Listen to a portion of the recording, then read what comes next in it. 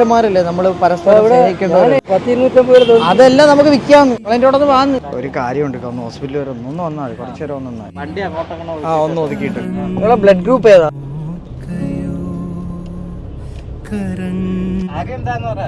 എനിക്ക് നിങ്ങളെ കിഡ്നി വേണം, അതിന് കൊണ്ടുപോയി ഞങ്ങളെ പെട്ടെന്ന്.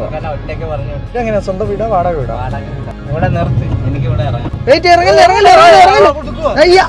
അൻസാരി ഫർണിച്ചറിൽ ഒതുക്കാണ് വണ്ടി വരുന്നത്. ഇതൊരു പേടി.